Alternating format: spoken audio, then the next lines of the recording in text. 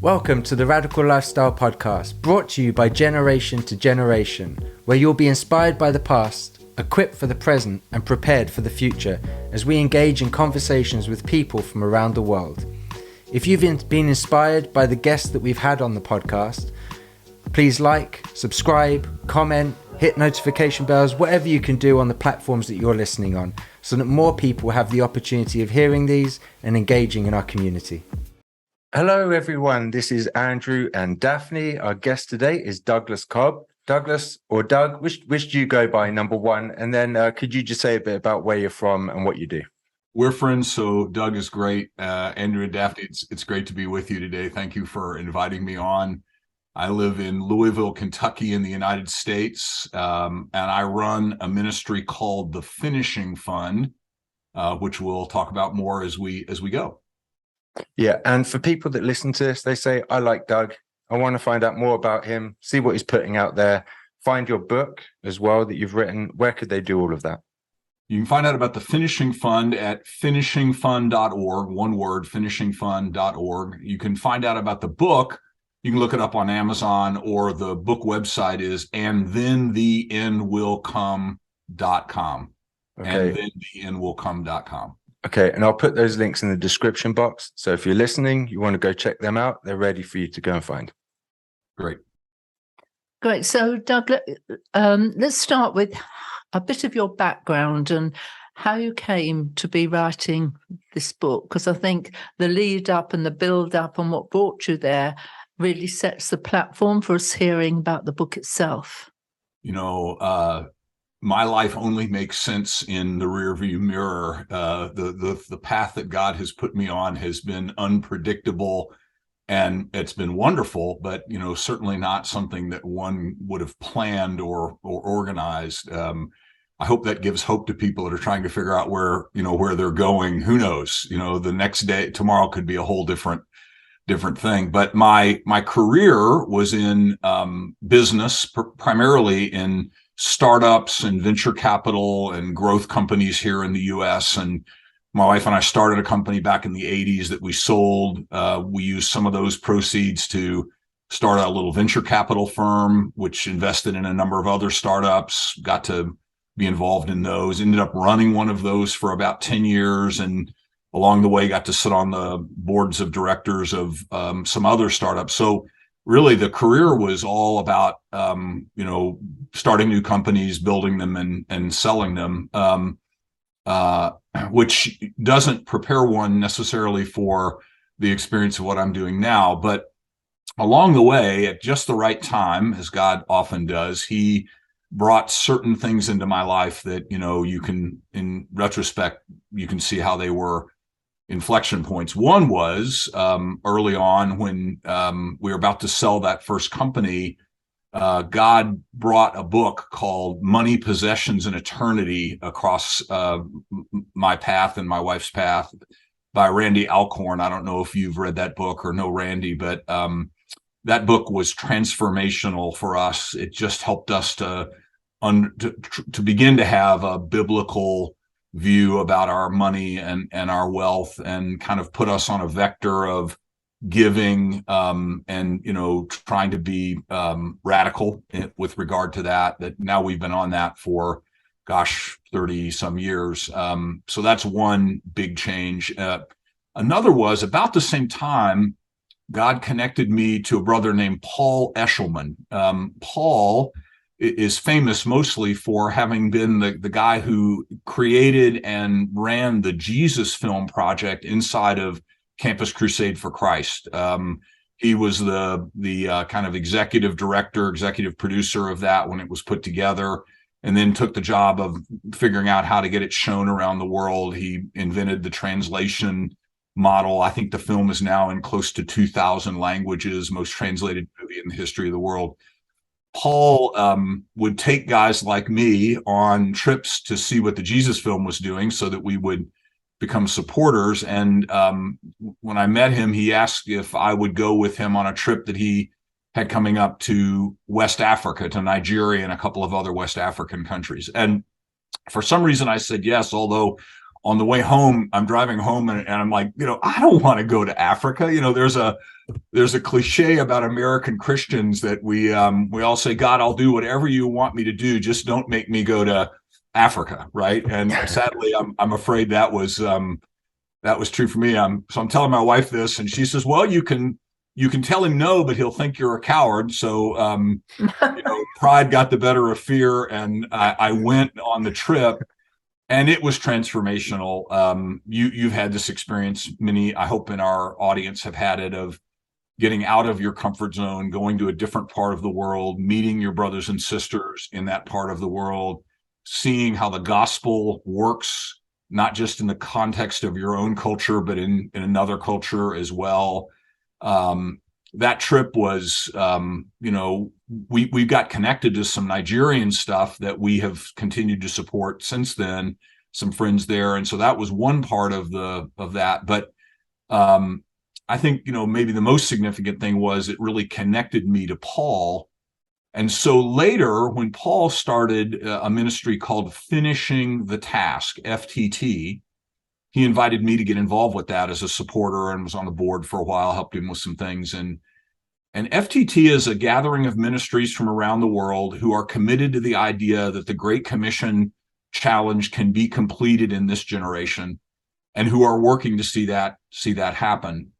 And it was through Paul and FTT that I, became aware of this opportunity. To be honest with you, I wouldn't have really understood this. I certainly wouldn't have had the idea that this is a completable task, something that we can do in our lifetime. I wouldn't have understood the promise of Matthew 24:14, which is so precious to me now, that the completion of this task, I believe, opens the door to the return of the Lord. And so really that has become my focus, my mission, is to do what I can to, contribute to that effort, and to see if we can't see that command to make disciples in every people group on earth, see if that can't be fulfilled before, my time here is done and I go to see Jesus. I love the idea that there will be a generation that will not have to experience death, but will be transformed, as Paul describes, from life in this world immediately into life in eternity. And, I'd love to think that we have a chance to be that generation. And, I'm working to see if we can't, help make that so. So anyway, that's kind of a short version of the story, but you wouldn't have predicted 20 years ago that I'd be on this podcast or doing what I get to do every day. But man, it's great. It's the best job I've ever had. Well, that is amazing. I think part of the reason probably you are where you are is that it is God's timing across the earth to bring this into focus and to position people to see the bride ready worldwide for his return. Yeah, one of my favorite verses in Scripture is Ephesians 2:10. Everybody knows 8 and 9, right? For it is by grace we are saved through faith, is not a result. Those are bedrock verses for evangelicals everywhere. But verse 10 says, "For we are God's workmanship, created in Christ Jesus to do good works, which God has prepared in advance for us to do." And I just love this idea that, like you say, Daphne, that, my intersection with this stuff is not accidental. It's timely. It's in God's, great plan. That plan is much, enormously bigger than my life. But I love the idea that he gives me a little tiny piece of that to be mine, and, to give. It gives enormous purpose to my life and enormous satisfaction. There's no better job than serving in the palace of the Most High God. So it's a great privilege. And you're moving with the Daniel statement that revelation will be given as the time gets near. So we get to ride in the opening of the last chapter of the book. And I often think that if people are riding on revelation they've had over 20 years ago, they're behind the times. We need to know what is he building on from the past? We're not sweeping that on one side, but what is the fresh revelation? So we're looking forward to hearing fresh revelation as comes from you. Can you just give us an overview? The book, I think the title of it tells us a lot, but can you give us an overview of what we can find between the front and back covers?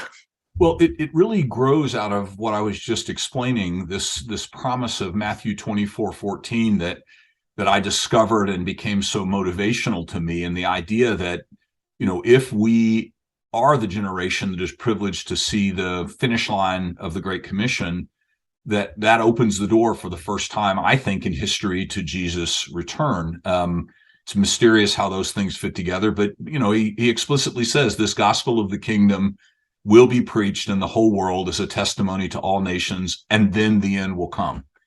And so, I had been working with that promise as my kind of God and my motivator, and personally had begun a study to see if there were other biblical clues that seemed to point to the soon return of Jesus. Does the Bible have hints and clues, telling us when we will see his return? And so I was really doing that for my own edification, just kind of enjoying the idea of, here's one more, here's another one, and had made a little list of those. And I was sitting right here at my desk one day in the summer of 2020, everything shut down for COVID, and I don't hear this very often, but I very distinctly heard God, in my mind say, "You need to write this down."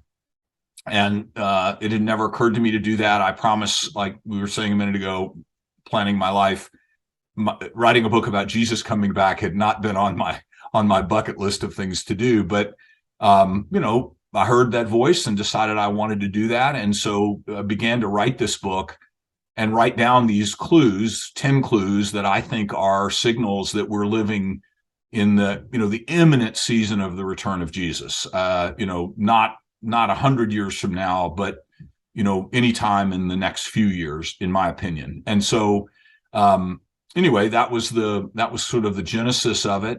These 10 clues, one of them being the completion of the Great Commission, about that the Bible seems to indicate that we're living in the time of Jesus' return. So when did you say that you felt to write the book? The summer of 2020, and it Okay. was published in the spring of 2021. Yeah. So this was really this is right as COVID was. Yeah, I mean, we were all shut down here in the U.S. Our church had been closed for a while. It had reopened by that time. It was, I think July of 2020, and so it was right in the middle of all of that COVID craziness. Yeah. Yeah, because that's when we felt as a ministry to launch the Issachar Network, and which is about signs of the times and what to do. And he asked you to write this book during that time, and I think. Our Issachar network spread really quickly to a lot of countries that we now span about 20. And I think that if we had launched it before, yeah, that there wouldn't have been the same hunger from people to wrestle with the times that we're living in. What do we then do as a result of it? Have you noticed in circles that you're in a pre and a post COVID in terms of interest in the signs of the times and what we should be doing? I do.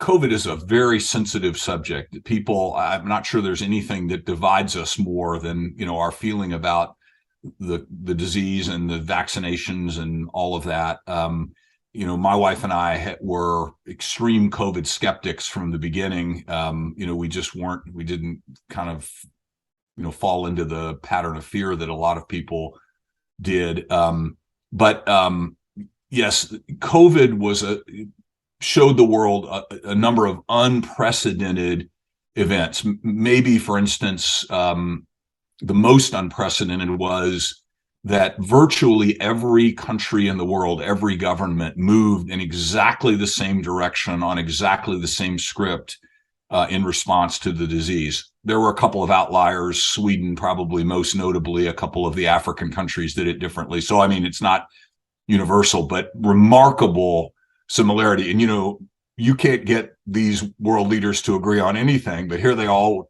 turned and marched in lockstep in this direction. And I think that triggered for a lot of folks a a sense that COVID was something of a prelude to, or a foreshadowing of things that we read about in the Bible and the book of Revelation about what it'll be like during the tribulation, and a one world leader, and how every country on earth will be united under his authority. And I don't think COVID, is. I don't think we are living in that yet. I would have a different, but I think it's a hint about what that will look like. And I do think that awakened a number of people, or stirred maybe a number of people to start thinking about these things. Yes. During COVID, we traveled to Portugal, to Brazil, to America, and we were in the UK. And it was just the weirdest feeling to see lines on the floor, to see social distancing, to see masks. I mean, it wasn't just, oh, here's COVID, get a vaccination. It was the small details and we found ourselves, going into a church or a setting and thinking, okay, which way round do they want us to walk?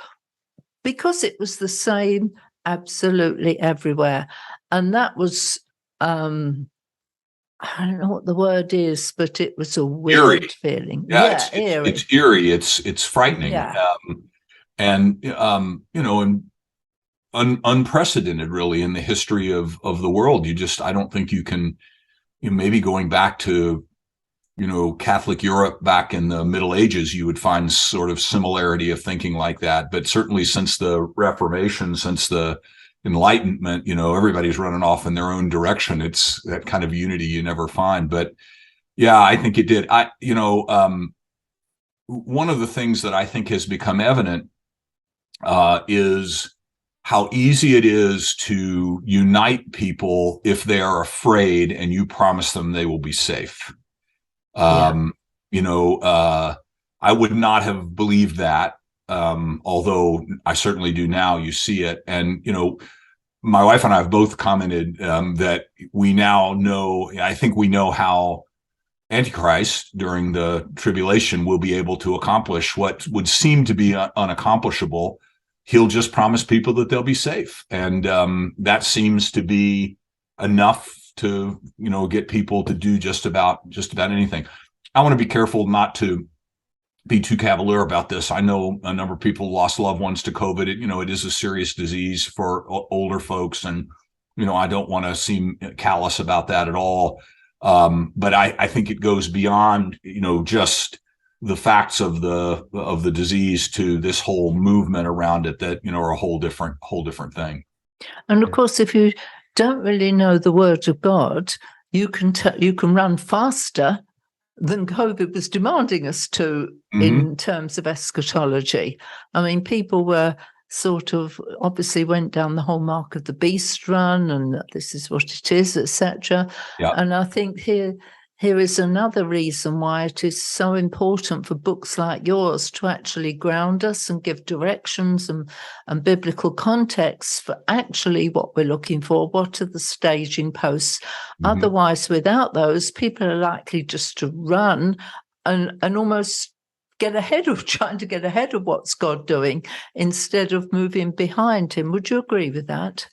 I do. I do agree with that. I think, studying the end times theology is complicated, and obviously there's different opinions about the way events unfold, the order in which they unfold. And so, there's room for disagreement and, friendly disagreement around those things.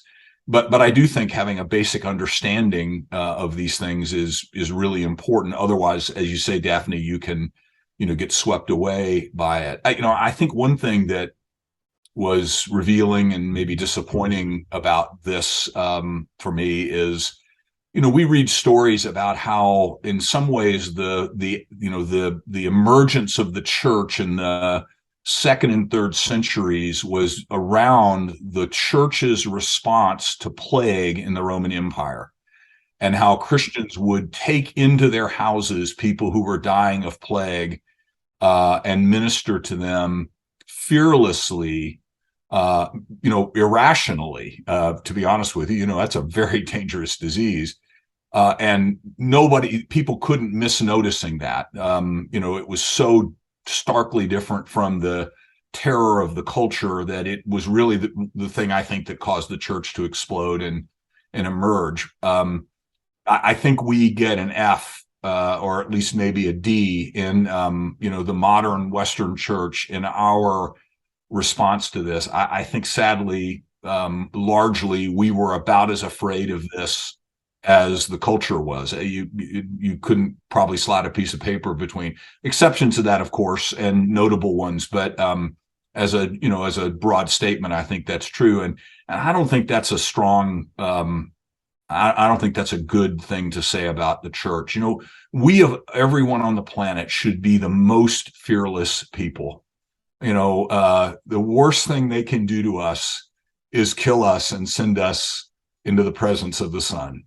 And we should be fearless. We should not be afraid of these things. We know how the story ends, and so I hate to see fear in the church. Yeah, I agree. And we would hear story after story about people that went to go to church and were turned away because they hadn't had a vaccine or whatever people's views on a vaccine. I think people getting turned away is unbelievable. Could you imagine someone with a sickness approaching Jesus, seeking his healing touch, and him going, whoa, this is where I draw the line. Yeah. I cannot heal COVID. you. I'm sorry, can't cure COVID. Can't heal COVID. Right. Back up outside the city gates. Don't approach me with this one. I think it's tragic. Like you said, that it's serious. People lost lives. We knew people that really struggled. I got hit with COVID hard. Yes. So it's not denying the effects of COVID. It's a disagreement maybe on where the line is that we draw in terms of how we deal with it. And when do you cross the line into causing more damage from the preventatives than the actual disease itself? But back to Daphne's original question, yes, I definitely think this has heightened. Certainly, the people I talk to here in the States, have a heightened awareness of the times in which we live. And one thing I tell people is COVID changed my range of possibilities about what might happen in the future. Yeah. Things happened during COVID that if you'd asked me to bet on them a year before, I would have bet against them ever being possible. Right. Yeah. And the idea that churches would be closed, just really unimaginable. And yet it happened. And so I think for me, and I think for other people as well, it widened the range of what might happen. There's almost nothing you could tell me might happen in 2023 that I would say, oh, that's impossible now, because a lot of things that I would have thought were impossible actually took place. Sorry, go.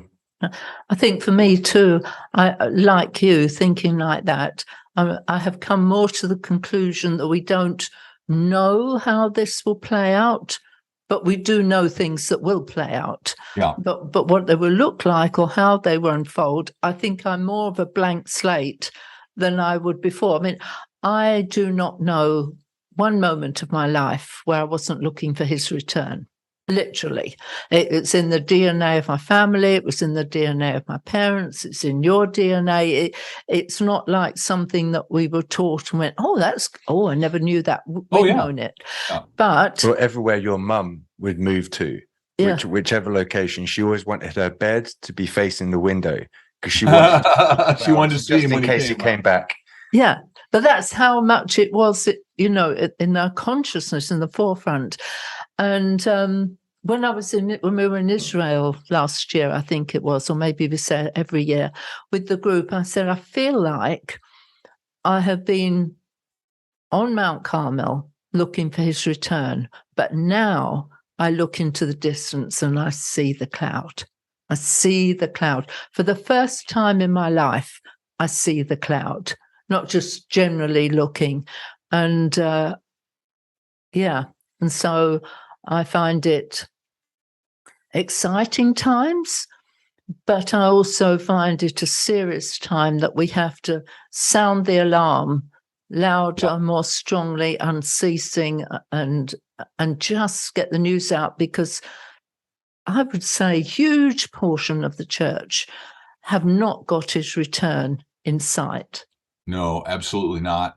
And, Jesus was very clear to tell his disciples, to tell us that, his expectation for us is that we're working right up until the moment he appears. And I think, just with more urgency, Psalm 90, teach us to number our days aright that we may gain a heart of wisdom. Having a sense of our mortality is always, wisdom, a foundation for wisdom.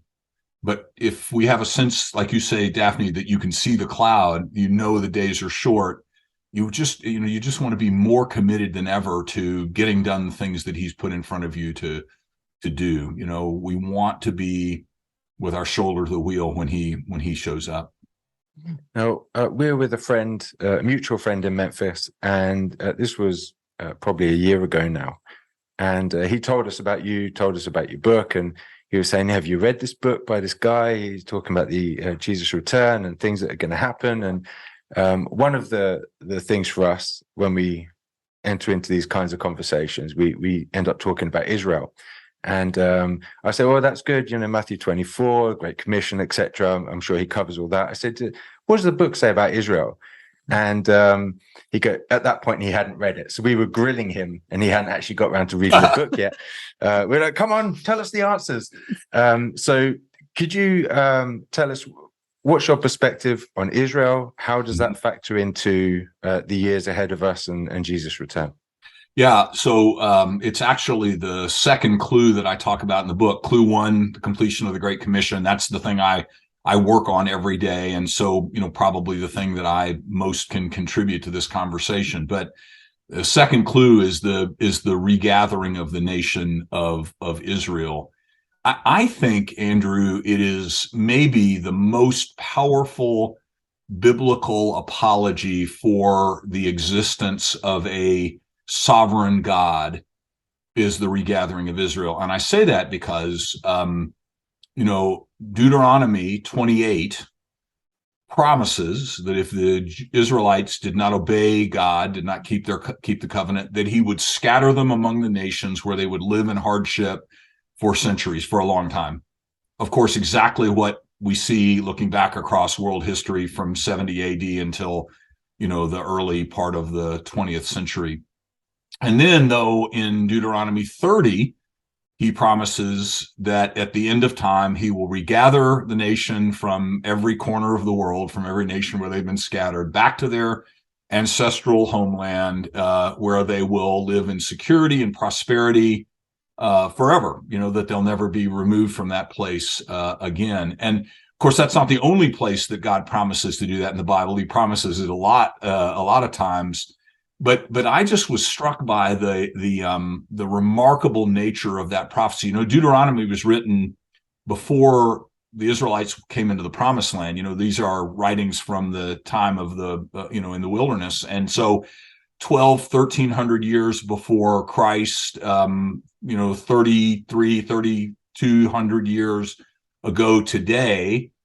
And yet we see how God has worked amazingly perfectly to do exactly what he said that he would do. And so, I like asking some of my atheist friends to just read those 2 chapters and explain them to me apart from the existence of a sovereign God. I mean, come on, it's a coincidence beyond coincidence.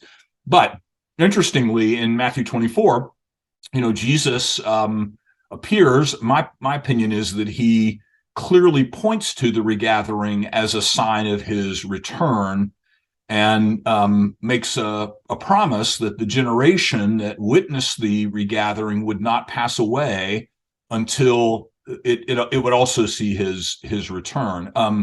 We can't be sure, my opinion is, about what a generation means there. Some people have said 40 years. Well, that obviously came and went. There's, you can make it 100 or 120 years based on some biblical teaching. I kind of favor the Psalm 90, 70, or 80 years argument, which means we're kind of right there now. It may mean that just somebody who was alive when Israel was regathered in 1948 will be around to see the return. It can't be pinned down precisely like a lot of prophecies about return, but it can tell us that we are living very close to that time, because what is it now, 75 years in 2023. So next year it'll be 75 years. And, by any reckoning, 75 years is getting on toward a generation. It may be a little longer, but, I think we're right there. So not only is it an amazing prophecy that God promised to do this and has done it, but Jesus directly linked his return to the fulfillment of that prophecy. Yeah. It is very, I find it a mixture of sobering and exciting. I think one of the things that I like to switch in people's thinking is this phrase "end times" is, I think, the end of the age, but it's not the end of time. We've got a millennium we're going into. We've got a whole load beyond that to set our eyes on. And so I definitely like to think of it as the end of the age, but hey, there's a whole start of a new one ahead of us. I would just like to ask a question. Have you had any of your atheist friends read it and give you feedback? I don't know. They tend to be kind of hesitant to do that. I'm just curious. I thought just maybe I might have got some feedback. Yeah, interesting. Now, and sometimes we'll talk about the end of Matthew 23, and him talking to the Jewish leaders, saying, I will not return until you say, Baruch haba b'shem Adonai, blessed is he that comes in the name of the Lord. And so again, we talk about the Jewish people being in their land, and how if you were Satan and you wanted to prevent Jesus coming back, then if you could remove them from that land, then there would be no Jewish leadership there to cry out for his return. And so we look at all the conflict which has happened over that land throughout history, and even today, anti-Semitism continuing to rise. It kind of makes sense. If Satan can remove that people from there, he could stop Jesus' return. So that's one of the things as well that we kind of talk about when we're engaging some of these conversations around Israel, and people asking, but why all this conflict? Yeah, one of the surest promises, God is very explicit about this, is that once Israel is regathered, it will never, ever leave that place, leave that territory again. And so, Psalm 2, why do the nations rage? They're fighting against something that cannot be overcome, and it wouldn't surprise me if we saw another war there anytime. I think there's a strong sense that may be imminent again. So they'll keep trying, but there's no way they can do it because God is sovereign. Yeah. I'd like to read this from Revelation and see how you think this ties in with the Great Commission, because it was a real surprise to me with this. And I saw another angel fly, having the everlasting gospel to preach to every nation, kindred and tongue and people. And he said with a loud voice, fear God and give him glory, because the hour of his judgment has come. Worship him who made heaven and earth and sea and springs of water. So it seems in Revelation that God is sending an angel out to have a check that really we've done the job. Now, I don't know how that fits into your thinking, but I had never noticed it before. And I thought, I know I can read it several ways. Will that be the completion of the Great Commission? Is he just sending his angel out to affirm what we've done? I don't know. How do you think that fits in? Oh, this is a great question, Daphne. And interestingly, a fair number of pre-millennial, pre-tribulation, eschatology experts reject the idea that the church needs to finish the Great Commission before Jesus returns.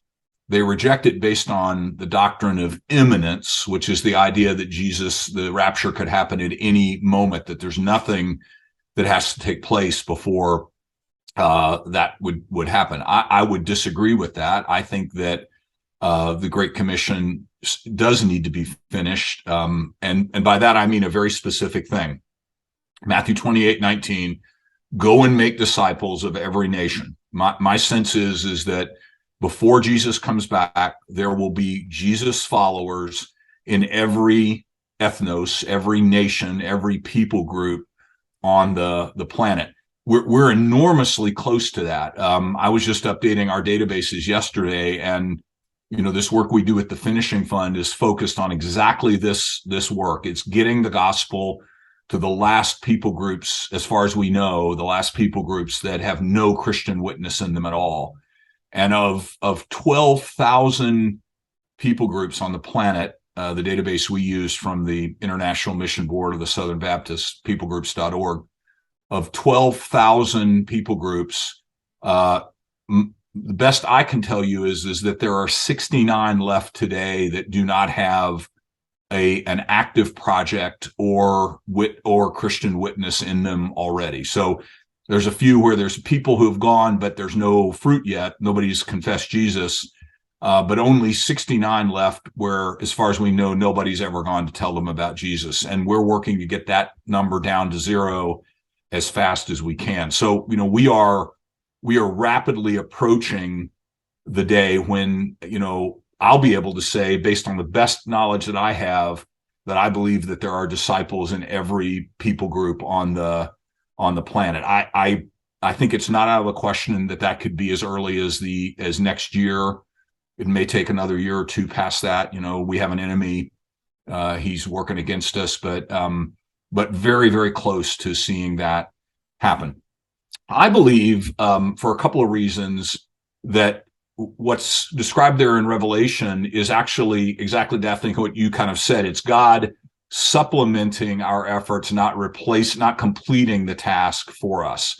I think it's a demonstration of his enormous grace and mercy that he wants to make sure that every person on the planet has had a chance to hear the gospel before the end finally comes, when Jesus ultimately returns to stay.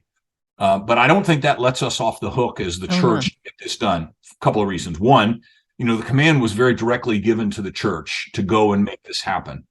The disciples, the apostles, clearly took that seriously. We read about that in Acts, but the apocryphal stories about Thomas going to India and other of the apostles going, they clearly saw this as, their mission to go to the nations, to get that done. But more significantly, I think it fails based on the idea of Ephesians chapter 2. If you read that chapter, that letter's written to a church in Ephesus that was made up of Jewish and Greek believers who were somehow trying to coexist in the church. Neither of those groups liked the other one. The Greeks thought the Jews were religious weirdos. The Jews thought the Greeks were filthy pagans. That's a great attitude to bring, to see your friends on Sunday morning in church. And Paul's writing to them to explain what God is doing by bringing them together in this church. And he says, that his purpose is to make one new man, one new person out of the two. And he says, in this one body, to reconcile both of them to God through Christ's blood shed on the cross. So, the idea is in Ephesians 2, in my opinion, is that what God is doing is he is bringing together all of these nations that he divided at Babel. But his purpose is in the gospel to reunite them into the body of Christ, and through that body of Christ to reconcile all of them to him. And I don't see that as something that can be finished after the rapture. Here's the reason. If the church is the body of Christ, and if the church is the bride of Christ, how can Jesus come and take his bride to be with him when it's not finished yet? When there are not people from some of these people groups. If he comes today, I will be thrilled, and I'll be curious, to understand how I misunderstood this. But my opinion would be today that if he were to show up and take take us, that there would be a few fingers and toes that would be missing, from this bride. And I just don't see him doing that. I think that his bride will be full and complete when he comes to take us. There will be others who will be added during the tribulation, but that promise of every nation will, in my opinion, will be fulfilled before he comes back. Then he's going to be so gracious that he's going to do it all over again, and miraculously, and during the tribulation as well. I think I saw it as heaven's declaration of the Great Commission. Yeah, that's great. Yeah. I mean, it's, the two are working together. His kingdom on earth, his kingdom in heaven, his kingdom coming together. And I think I saw it as, okay, you've had your go. Now heaven's going to make their declaration to the nations. In a sense, it's already happening that way, Daphne, because, what does he say in his word? It is not by might nor by power, but by my spirit, says the Lord, right? So we can plan and raise money and train and study and, use technology, and all of that amounts to might and power.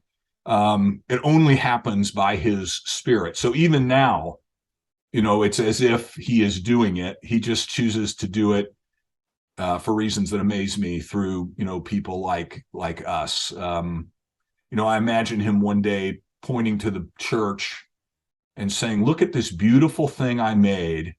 And then pointing to us and saying, and look at these lousy tools that I had to work with,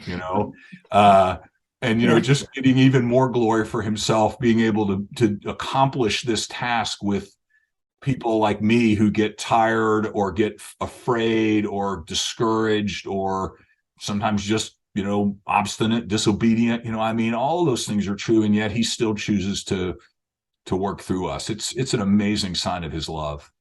I think, again, if we're going back to what we were talking about in the whole COVID thing, we're talking about believing he can do this in ways that we have never even thought of, and having this blank slate. And one of the ways that he has, I think, pushed the Great Commission forward in ways that we never dreamed.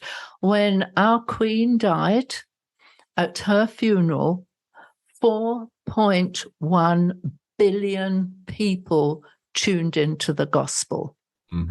And just about every world leader sat and listened to the gospel. And I don't know proportionally how many kings and queens and monarchies were there sitting, listening to the gospel. Who would have dreamed that one woman could do that? And I think that pushed it forward in ways that, a year ago, we would never have thought 4.1 billion people are going to hear in this moment in time. Another of the clues that I talk about in the book is this little throwaway verse from Daniel chapter 12. That whole chapter, is about the end times. And verse 4 of that chapter, describing the time of the end, says, people will move to and fro and knowledge will increase. And it's very easy to just kind of read past that and not think about it. But I think that is directly describing the world that we live in. Let's just pause for a second and recognize what's happening just right here. You all are sitting in England. I'm sitting in Kentucky in the U.S. Thanks to technology, we're talking with each other as if we were in the same room. I'm old enough, Daphne, you and I are old enough to remember when this was science fiction, right? You hear about picture telephones and this kind of thing, video conferencing, and it was aspirational, and yet we've lived to see that.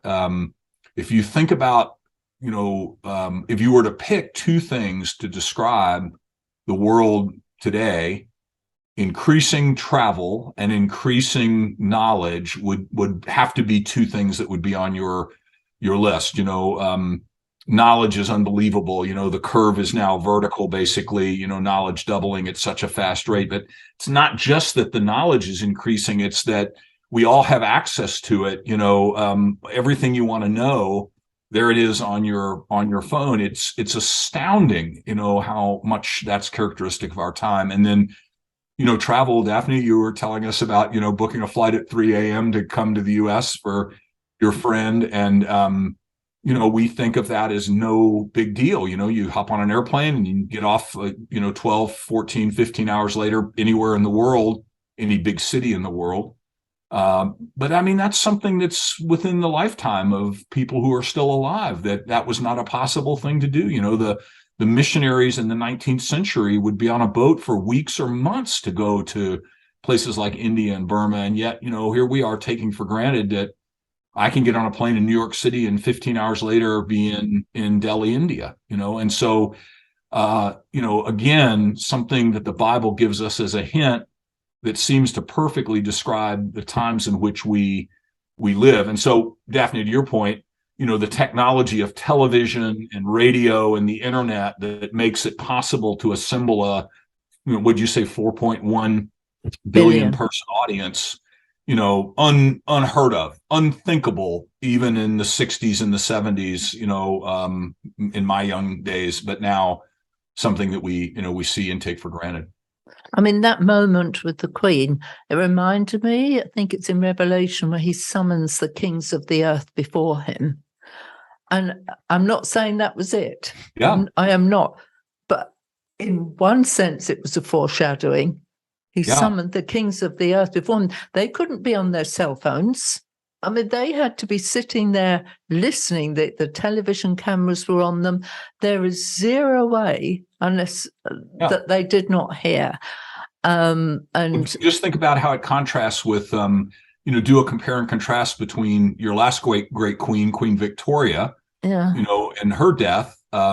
None of this technology existed. I'm sure a few people traveled for her funeral, but they would have been Europeans. They would have taken trains, to go but people who lived across oceans, impossible. You can't get there that soon. Nobody could watch that funeral. If you were present, you were present. If you weren't, you weren't. And so just in what's that been, 150 years, 100, not quite that long, how remarkably the world has been transformed. And I think, Daphne, to your point, it's a great fulfillment of that scripture, whether it's the ultimate fulfillment of it or not. Those people will not be able to say that they have not heard the good news. They heard it preached at your great Queen's funeral. Yep. Yeah.